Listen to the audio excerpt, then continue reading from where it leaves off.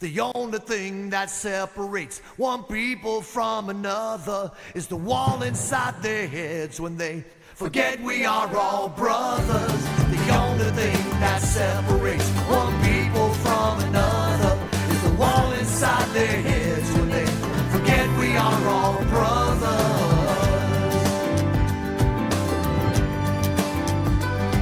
One day I traveled to Berlin where the wall was. They tore it down in '89 in the name of love, but to some of us the wall still stands, and to some it never did. The problem lies not in the stones, but in the minds that built it. The only thing that separates one people from another is the wall inside their heads when they forget we are all brothers. The only thing that separates one people from another is the wall inside their heads when they forget we are all brothers.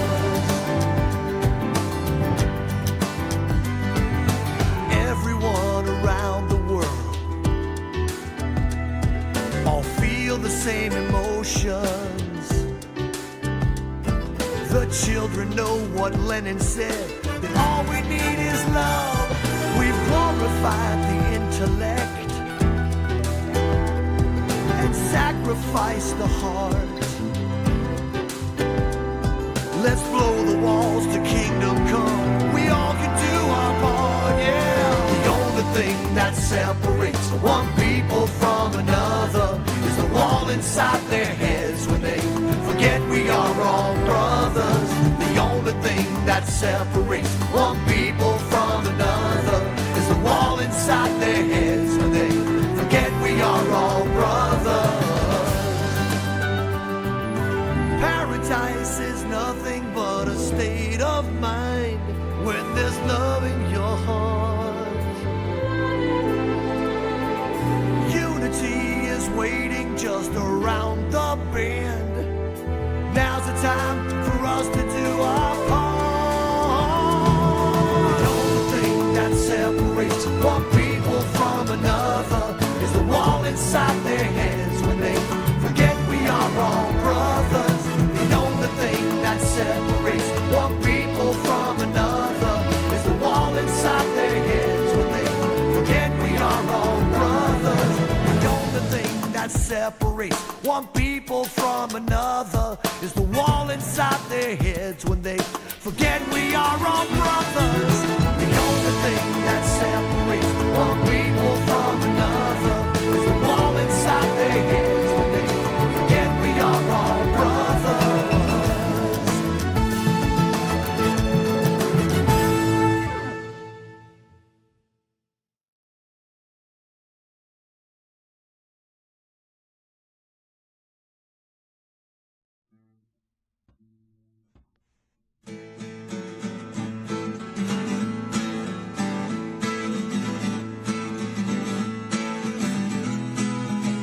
I've got the blues, quarantine blues, I got the blues, yeah, quarantine blues. I wish this virus would go away. I'm in a real life version of Groundhog Day. I got the blues, quarantine blues. On tour in Chicago, that March day on top of the world, things were going my way. Started hearing about a virus, a tragic ordeal. When I got back to Nashville, it was getting real. All my shows canceled left and right. Things were gonna get worse when I was leaving inside. I got the blues, quarantine blues. I got the blues, yeah, quarantine blues. I wish that virus would go away. I'm in a real life version of Groundhog Day. I got the blues, quarantine blues. They started closing up shops, closed the schools, closed down the churches and the honky-tonks too, closed the restaurants, closed the parks, rolling up the sidewalks after dark.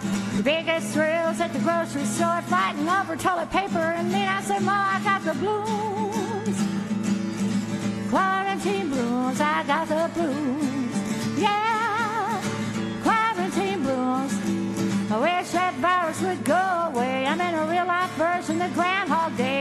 the blues. Quarantine blues. Well, your dog can get a bath, but you can't cut your hair. And unless it's essential, you can't go anywhere. You better be sure when you leave your home, they're tracking every move on your cell phone. Never thought I'd live to see this nightmare called a new reality. I got the blues. Quarantine blues, I got the blues. Yeah, quarantine blues. I wish that virus would go away. I'm in a real life version of Groundhog Day. I got the blues. Quarantine blues. I got the blues, yeah. Quarantine blues.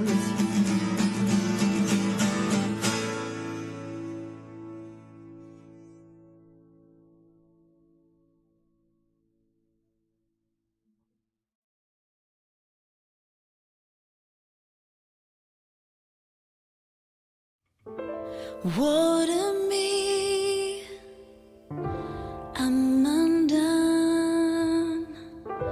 Unclean lips and a warrior tongue. When I'm with you, silence best becomes me. But love and flames and I'm constrained to speak.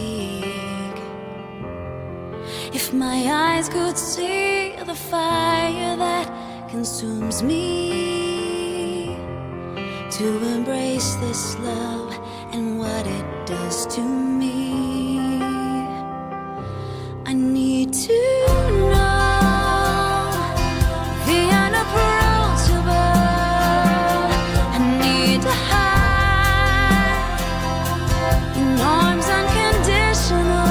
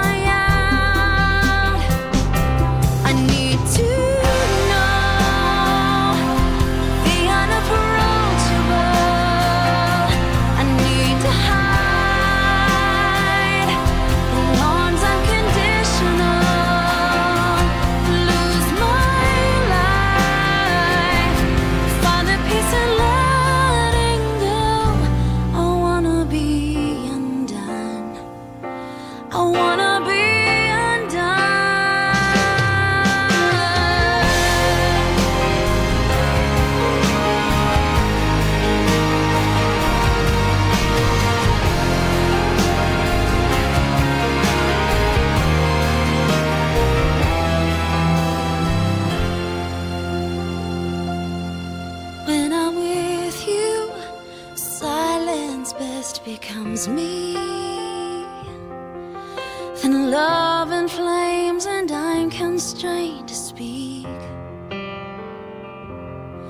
If my eyes could see the fire that consumes me, to embrace this love and what it does to me, I need to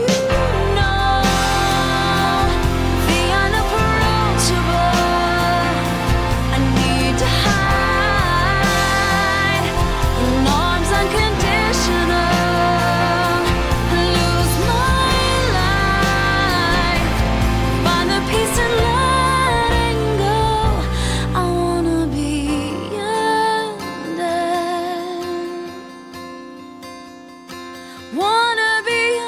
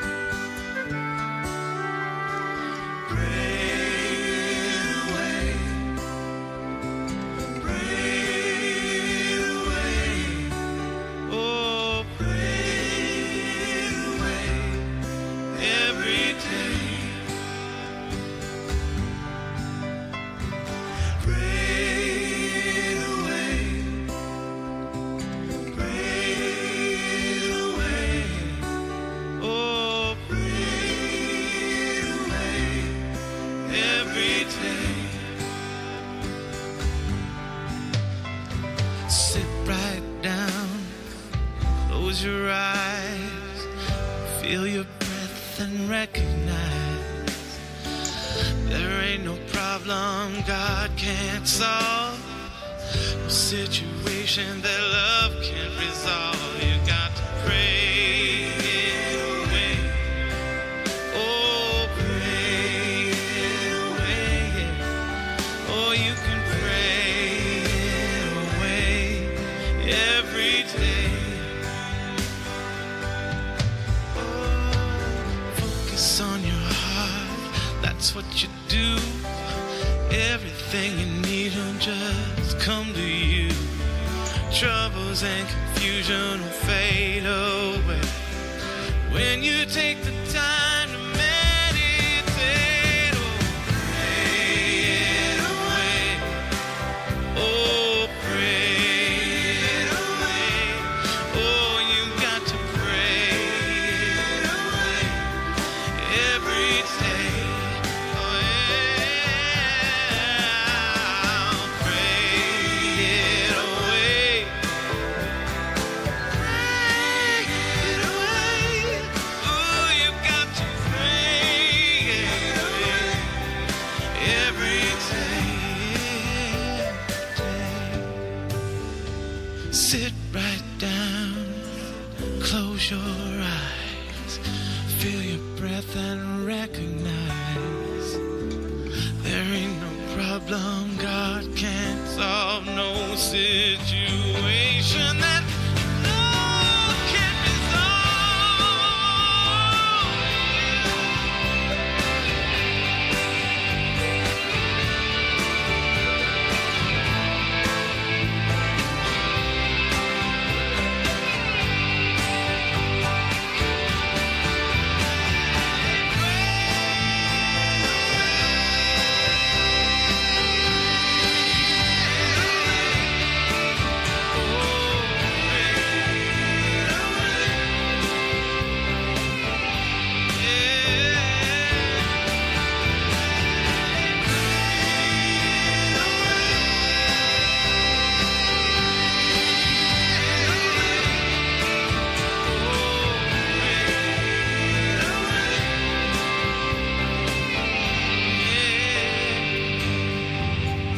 You got to pray it away. Pray it away. Got to pray it away every day.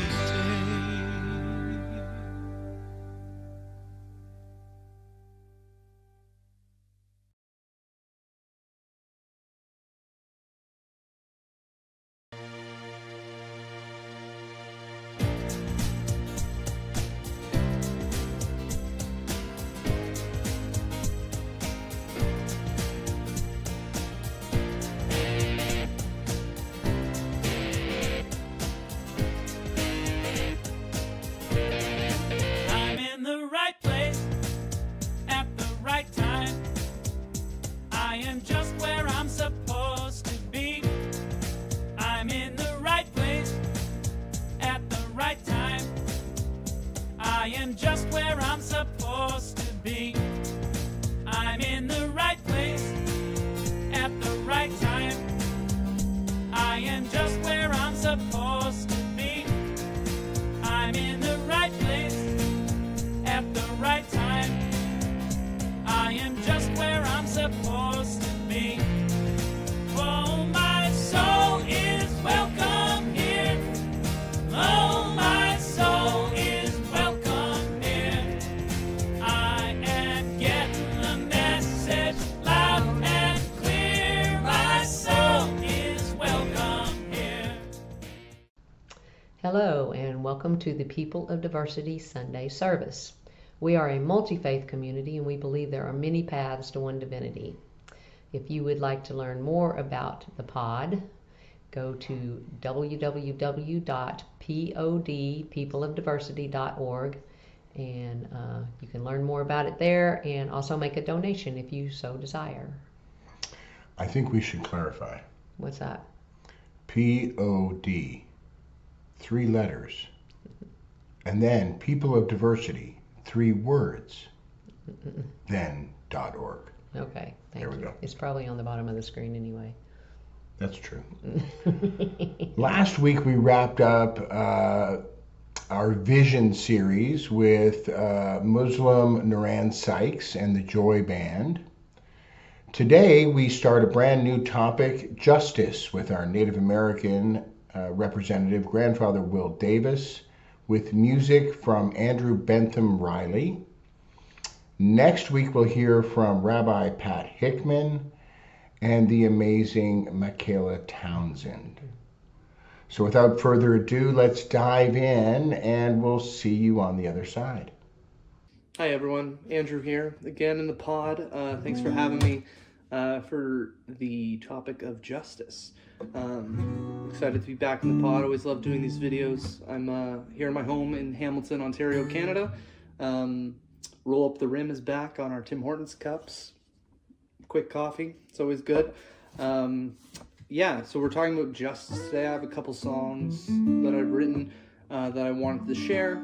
The first one's called The Axe Forgets, and it's based on a story that I have from college when I was in school for child and youth work. I was on a placement, and my supervisor and I were going to another stop in our day, and we were walking through downtown Hamilton, which, as many cities within the downtown areas, inner city areas, there can be a lot of transient people, a lot of homelessness, and we came across a gentleman who was asking us for some change. And at that time, I was very cautious around homeless individuals, just out of fear and a lack of understanding of their experiences. And, you know, I was younger, and we interacted with him. He asked us for some change, and my supervisor stopped us to talk to him and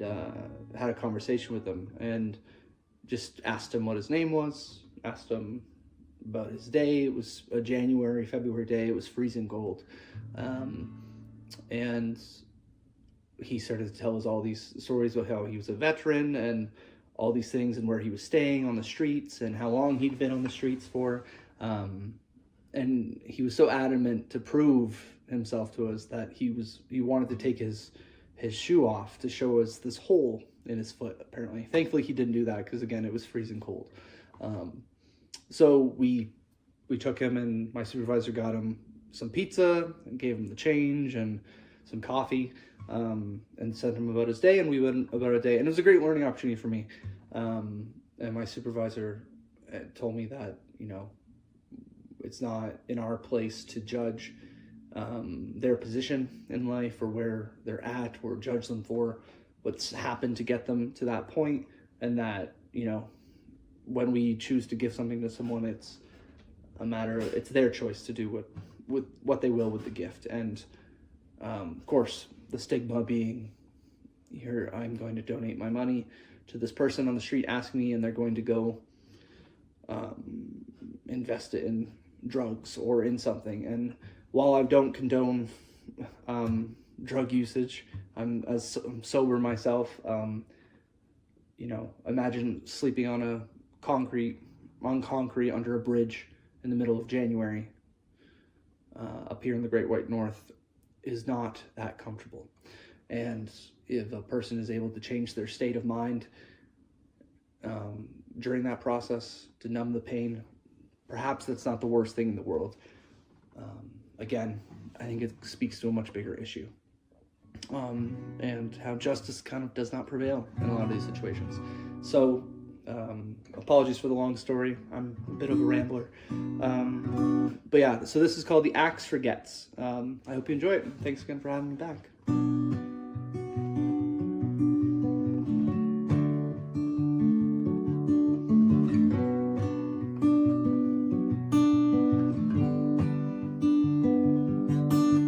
Much to do to prepare the coming winter. Not much the poor man can do to survive. Staring down the barrel of a wasted life. The axe forgets, but the tree remembers.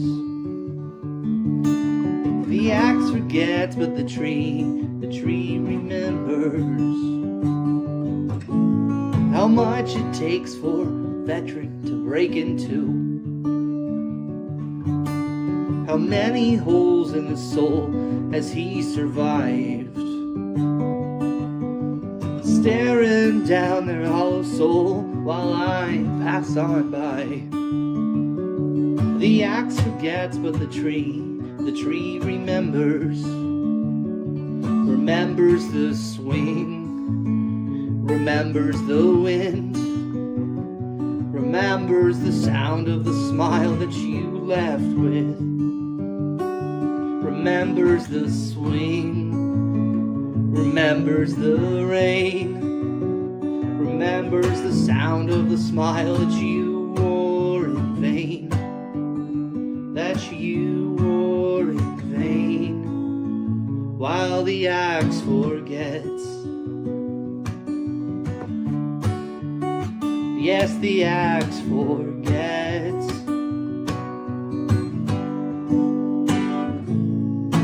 These veins do what they can to keep warm.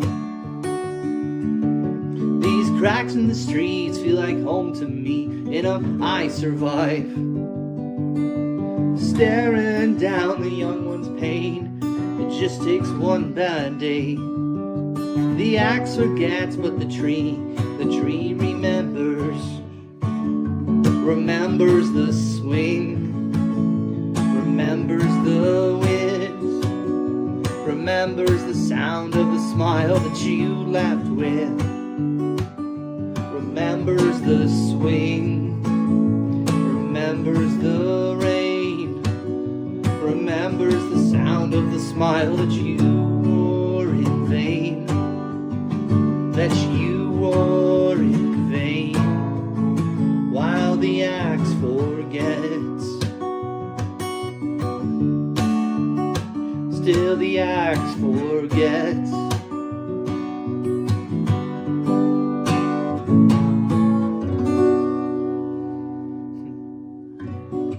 The axe forgets.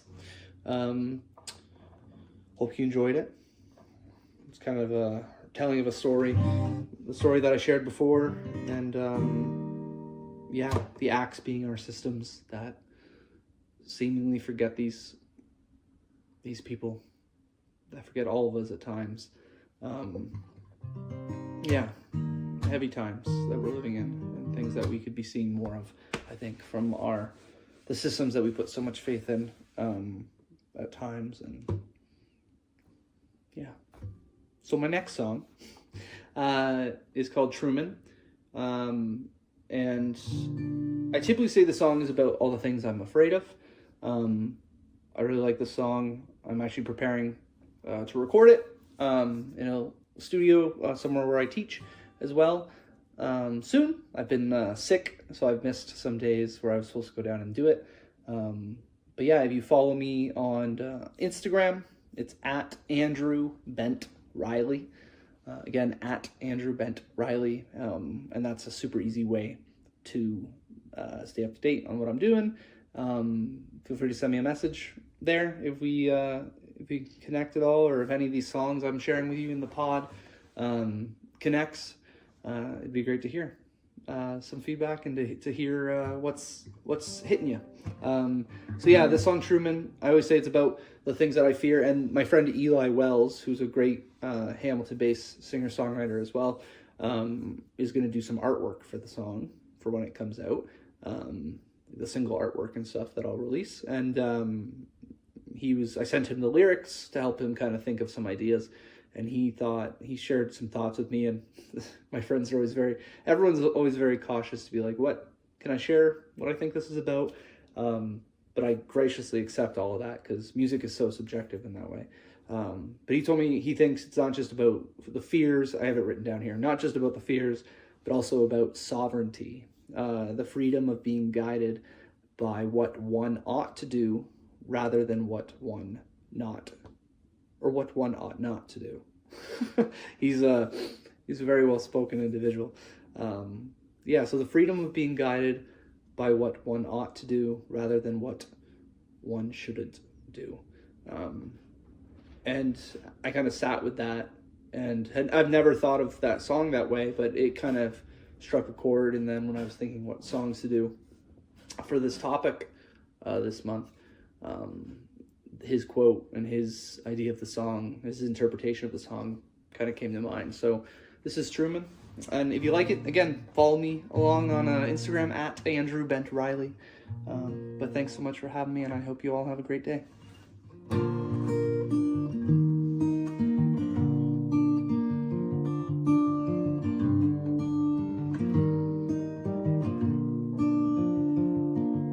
Do you ever feel like you're stuck in a Polaroid, or caught up in this one-lane town?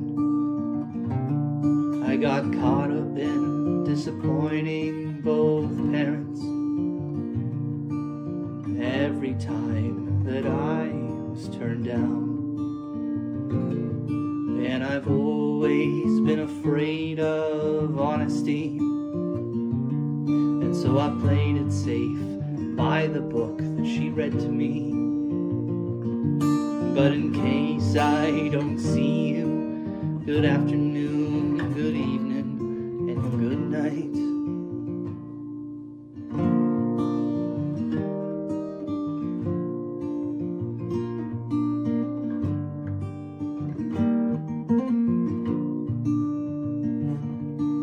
The first time I skipped 10th grade history, way before the caffeine got the best of me. At the park, I was stuck on that slide, and it occurred to me the victors hold all the keys. And I've always been afraid of falling from great heights, and so I played it safe, not quite by those books, I'm alright. But in case I don't see you, good afternoon, good evening, and good night.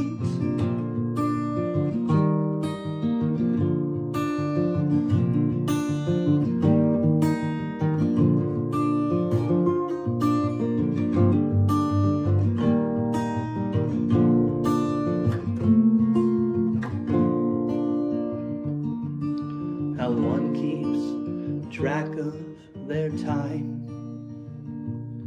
it might stick with them for their whole life.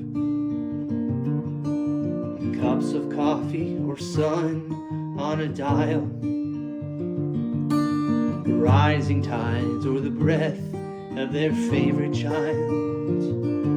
And I've always been afraid of shallow water, so I played it safe, I got my water wings, I'm just fine. But in case I don't see you, good afternoon, good evening, and good night. But in case I don't see you, good afternoon, good evening, and good night. See you around the bend. Good afternoon, everybody. Thank you for being here with me today. I've been asked to talk about justice, and that's a really interesting word, justice. And in my mind, I kind of want to go off about 3 or 4 different directions, and I still may do that. I can be a little schizophrenic when I'm talking.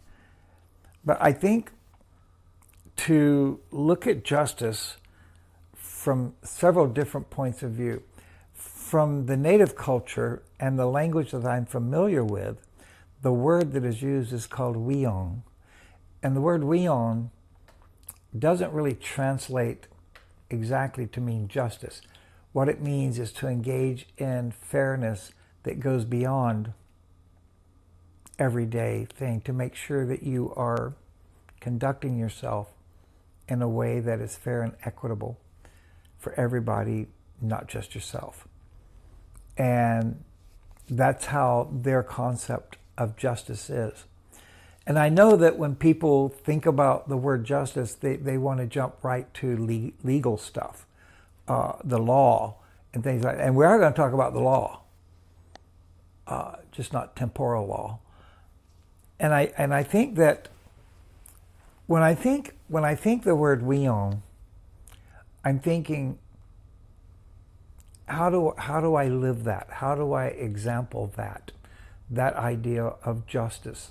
And my thought is that I endeavor, I never say I do because, but I endeavor to treat everyone as equally as I possibly can, you know, whether I know you or don't know you.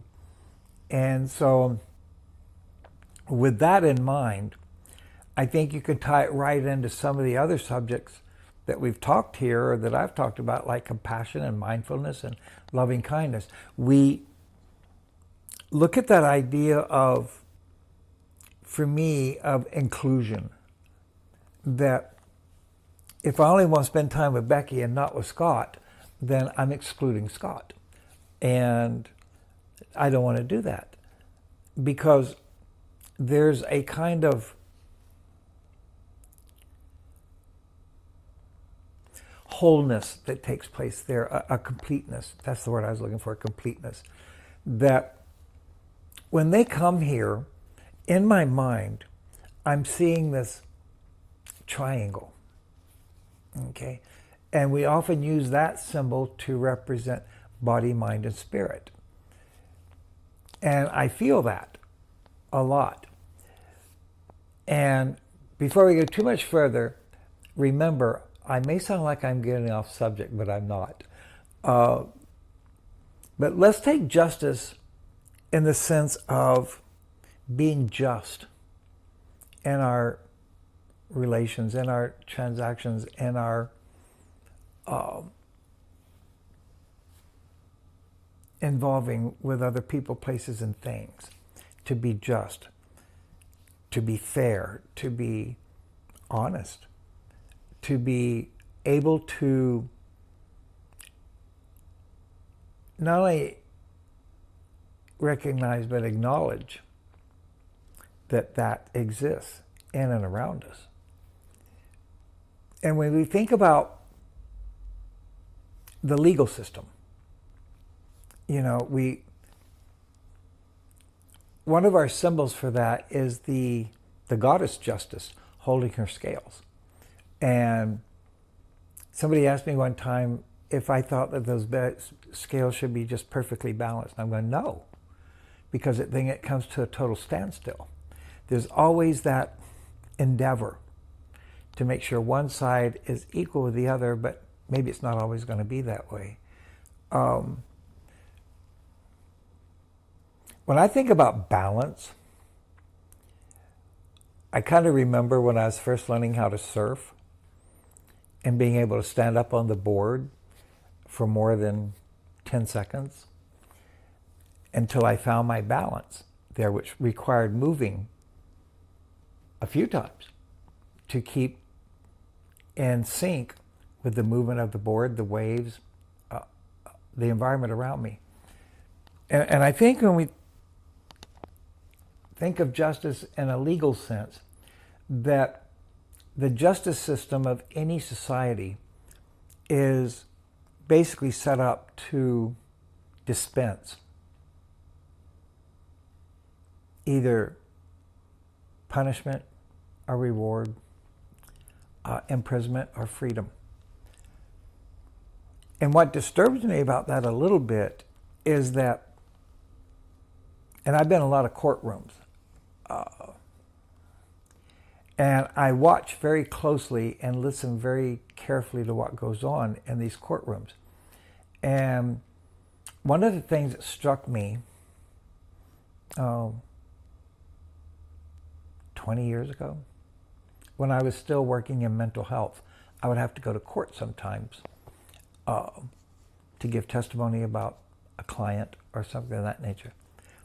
What I discovered by observing and listening and paying close attention is that those people that we have put in charge of our justice system aren't really that interested in our justice system.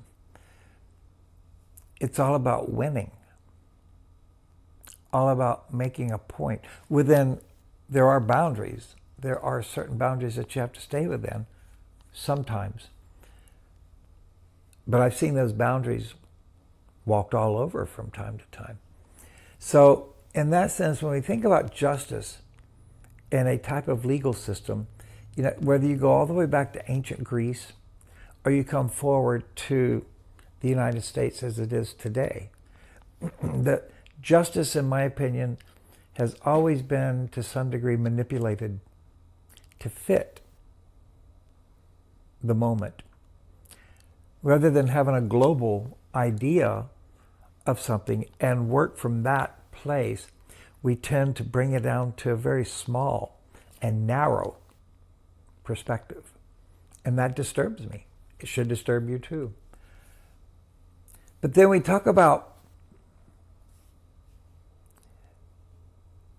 when we talk about being just, what is it that we're actually talking about? I just mentioned that earlier, and I used the term fair and equitable. But is there anything that takes it beyond that or even takes away from that? Is there something we can add to that, or is it something that we can constantly shape and mold to create maybe something bigger and better, or maybe something that's not so workable? Because as human beings, we're fallible. And I know we don't like to admit that, but we are fallible. We're not perfect. And we make mistakes. And I think if we're going to be just and equitable, when we've discovered we've made a mistake, and I think it's kind of difficult not to know that, but if we discover we made a mistake, then do whatever you can to correct that mistake to the extent that you can. And part of the reckoning of that is to never repeat that mistake again. Now, there are some things that I'm not able to fix because it may involve other people, places, and things. And if I've done something to hurt you, mentally, emotionally, physically, spiritually, or all of those things, all I can do is acknowledge that I did that and seek forgiveness. And sometimes I don't get that. So that's when I look at the part of me that's just and equitable. So what do? Do I dwell with that? Do I become attached to the worriment of it? Or do I acknowledge that I've done whatever I can do and then move on? And I think that's really important. I don't see that happening a lot these days, of acknowledgement and then movement. As someone endeavoring to walk a spiritual way, I don't know about any of you, but I know for me personally, I find myself running into dilemmas all the time that challenge what I believe, or that challenge even my exercise of that belief. And there's still that very human part of me, that very earthbound person part of me that wants to not just respond, but respond, okay? And I don't care how good we think we are, or how wise we think we are, or how enlightened we think we are. We're not always. And I love that. I like that, because if I was to that point, first of all, I don't think anybody would want to be around me. And secondly, I wouldn't have to be here anymore. So as long as we're here and we're still walking that path, we're still engaging in the endeavor, then in my opinion, there's a greater likelihood that everything's going to be all right. One of the things I say to my children when they have these little crises, I'll say, everything's going to be all right. And now they say that. Everything's going to be all right. And there is some truth to that. one way or the other. Either I'm going to be able to do something about it or I'm not, and if I can't, move on. I think engaging in being just and engaging in justice requires a certain amount of courage. Understanding that courage is not the absence of fear, it's the willingness to walk through the fear. Knowing that when I get the other side, I may very well have some scratches and bruises, but that I will never have to face that fear again. And then paradoxically, I'm going to say that all fear is imaginary. We can only be afraid of what if. And some of us can carry that to the nth. But if we just stop and think, what is my biggest fear? And this is kind of a rhetorical question. What is your biggest fear? When you stop and think, when you strip everything down, what is our most basic fear? And maybe some of you will get in touch with me and let me know about that. It's and I know I take long pauses, and I think that's an Indian thing. Because in my mind, I want to formulate words that will actually make sense or have some value. So I take my time about discovering that. I know some of the feedback I got is that I move my hands too much and that I don't look directly at the camera enough. And I find myself right now very conscious of that. So I take a long pause and say, okay, put your hands down. Look directly into the camera.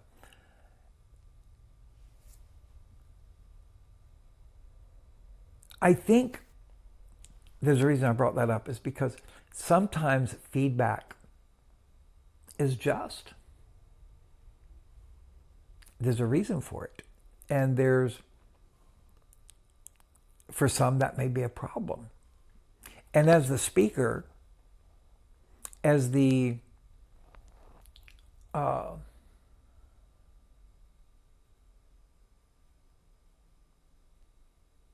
SME, the subject matter expert for this very minute, I have an obligation to give you the best words I know how to give you, the most truthful words, the most useful words. And sometimes I have to think about that.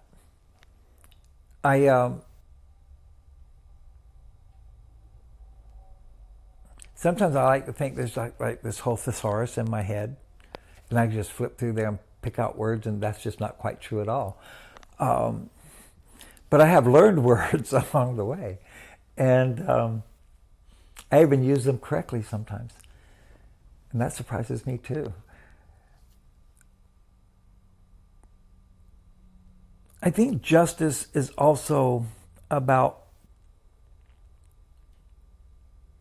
looking at my relationship to my greater environment, person, place, and thing, or all three, and looking at how I relate to that, to them, to it, and how I'm related back to. And I think that requires a certain amount of energy output that we call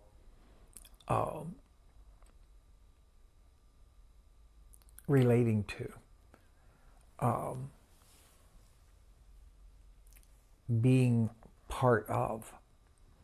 I think part of justice is also, when I first started, I talked about inclusion. And I think that part of justice also requires inclusion. That the minute we start excluding those nouns in our life, people, places, and things, that we might find that we are impoverishing ourselves. Emotionally, mentally, spiritually, but sometimes also physically.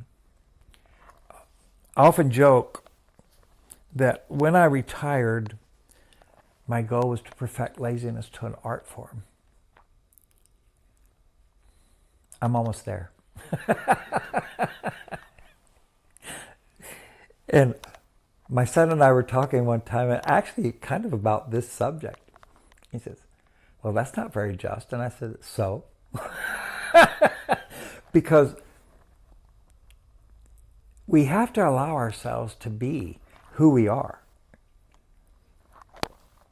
And it's very simple. I'm a human being. I'm a male of that species. I don't think there's much beyond that. There's my name. You know, all those other little vital statistics, my height, weight. But I'm a member of the human species, and I'm a male of that species.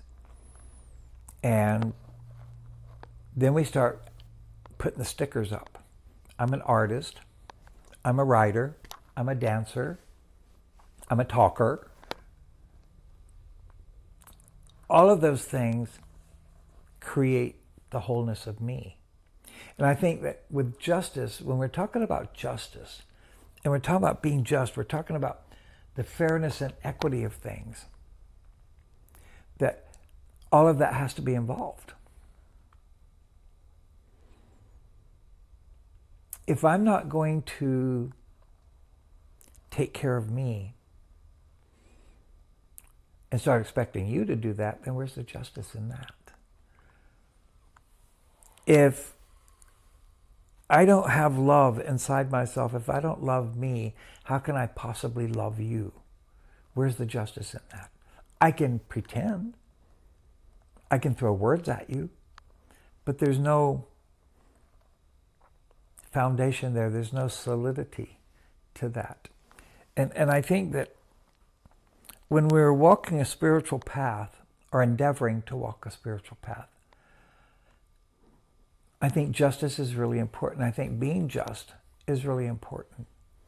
To look for that balance, to look to that goddess that the Romans called justice, and understand the totality of that, to understand why we even use that symbol.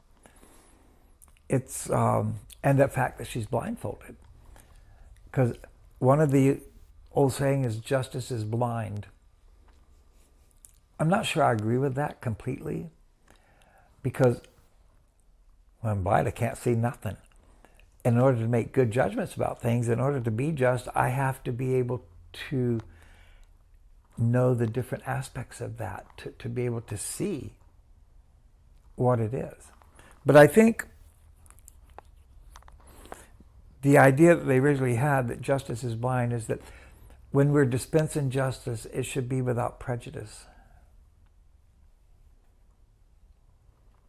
Like in this country, we're supposedly innocent until proven guilty in a court of law, and that kind of justice. And so in that sense, justice is blind. It takes presenting the different sides of the issue to come to a conclusion about it. The Buddha said one time that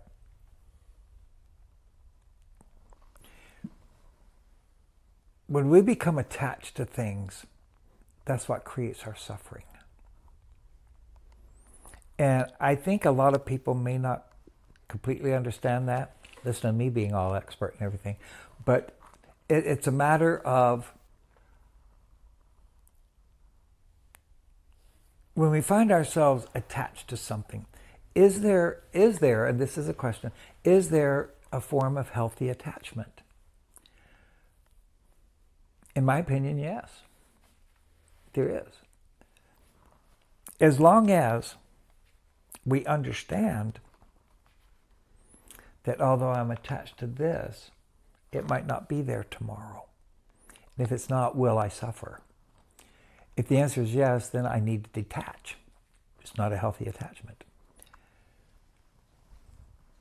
I'm very much attached to breathing and stuff. I remember when I first became Buddhist, way long time ago, like 1969. I was in India, and I spent quite a bit of time talking to one of the monks. There's also a few lamas that had come down from northern India. And I remember talking about that. And I said, what is this detachment thing you talk about, this attachment? That all of our suffering is caused because we cannot detach from the material world. And he just nodded and said, yes. And I said, well, to what extent do you take that? I said, if I detach from everything, then what is there? I said, I think very much you're attached to that robe and to your rice bowl, because without the robe you'd be naked, without the rice bowl you wouldn't have any food. He said, yes, but I'm not attached to this very particular robe or this particular bowl. If my bowl breaks, I'm not going to suffer about it. I'll either make or get another one. And even in my young 20, 21-year-old mind, that made sense to me. Because being raised on a farm and a ranch and everything, if even one person didn't do their part, then everybody else became burdened. And sometimes even the animals would suffer.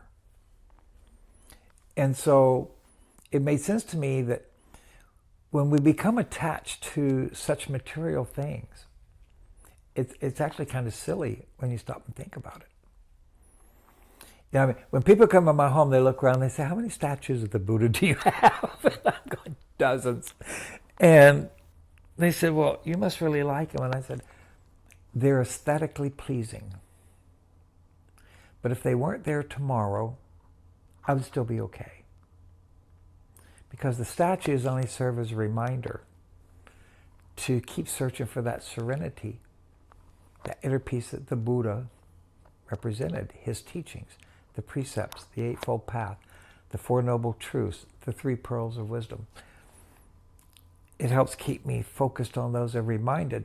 So it's not so much that there's an attachment as there is a ideology that actually, for me, comes and goes. So what I would like to do is ask you to think about what your personal definition of justice is. You can think of it as Wiyong, that which goes beyond the mundane definition of justice and into the going beyond doing just what's right. Sometimes we need to take another 2 steps beyond that and put ourselves out there, like going to Africa and saving starving babies and stuff like that. You're taking that 1 step beyond. You know, we all have boundaries, but when you get to one of those boundaries, you have the option of expanding it. And maybe the just thing to do for you personally is to do that, expand a little bit. So I'd like to thank you for listening to me. And I haven't said this in a while, so if you ever want to talk to me, get in touch with me. I have a Facebook page. Scott and Becky know my phone number. Or come here and sit down and spend an afternoon with me. That would make me happy. And we can talk about things. So, in closing, just remember that I love you.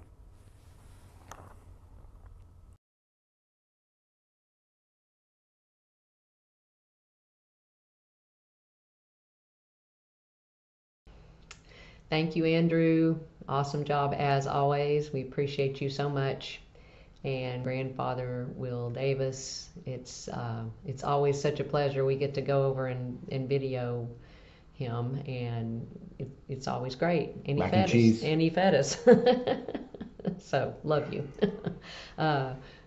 Big love to our tech team as well. Philip Lupo, PL Theatrical. You guys always do such a great job and help us put this together and make it wonderful. So if you are out there in the world and you need this kind of work done, go to the website below and contact Philip, and they will set you right up.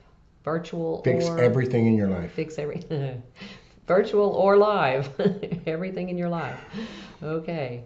Past services are available on the People of Diversity Facebook group, Facebook page, and also on the People of Diversity YouTube channel. And on the YouTube channel, you can go and use the playlist function, so you can search you can search by topic, or you can search by faith. That's a really nice resource. So you can also get notifications about services coming up by joining the Facebook group or page or the YouTube channel, and you'll get a little ding on Sunday morning and Sunday afternoon to remind you to tune in. So we have a second broadcast on Facebook Live. It's the morning service rebroadcast on Facebook Live at 5:45 p.m. on Sunday.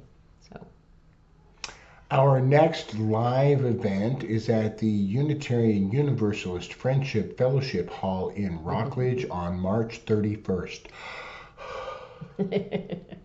from 7 to 9. Matt Venuti will present an Americosmos, an immersive live music and visual voyage through the heart of nature, the depth of sound, and the vastness of space. That sounds absolutely amazing. it's going to be amazing. Yes, I've seen little teasers for it, and it's going to be amazing. Yes. This is quite the experience, obviously. $25 suggested donation. No one will be turned away. Following that, on April 7th, our good friend John Stringer will share his New Human, New Earth workshop. That will feature music, collective healing, deep connection. $20 is the suggested love offering for that one, and I have to say that John is absolutely brilliant. Yeah. Our two events this month are two really amazing fellas who are putting together some beautiful work. That's the last Monday in March and the first Monday in April. So make plans and join us for both of them. They'll be different and great. Yeah, it should be very powerful week. Yeah. Our country this week is Zimbabwe. It is the last country in the list. It is. It's a landlocked country in Southeast Africa, known for its beautiful landscape and amazing wildlife. It is also a relatively poor country. Let's pray for the people of Zimbabwe, seeing their life grow in abundance and happiness and joy. And let's say these words together. May peace prevail in Zimbabwe. May peace prevail on earth. May peace prevail in me. All right, reminder, next week we are going to continue Justice with Rabbi Pat Hickman and Michaela Townsend, two of my favorite human beings. So if you would like to donate, make a love offering, set up a recurring tithe for the pod, go to www.pod, then the words, peopleofdiversity.org, and there's a donate button in the middle of the page. Press it. We appreciate it. We pay our speakers, we pay our musicians, we pay insurance, we pay lots of stuff. So every bit helps, and we certainly appreciate that. So now let's do our healing circle. Bring to your mind's eye any person, place, situation that needs some extra love, and put them in the middle of the circle. Send your energy out, and while we listen to this last song, and get a little bit of it on yourself too. So thank y'all for being here, and we'll see you next time. Have a great week. One power, one power, one power,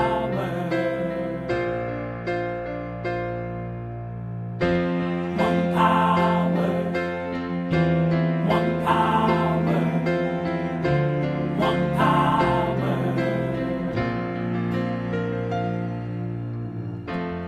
There's one power invisible, and you see it everywhere and every day. One power indescribable, and you speak of it with every word you say. Mysterious until you know the truth, as simple as the love inside of you. Call it God, call it Spirit, call it Jesus, call it Lord, call it Buddha, Baha'u'llah, angels' wings or heaven's door, but whatever name you give it, it's all one power, can't you see? It's the power of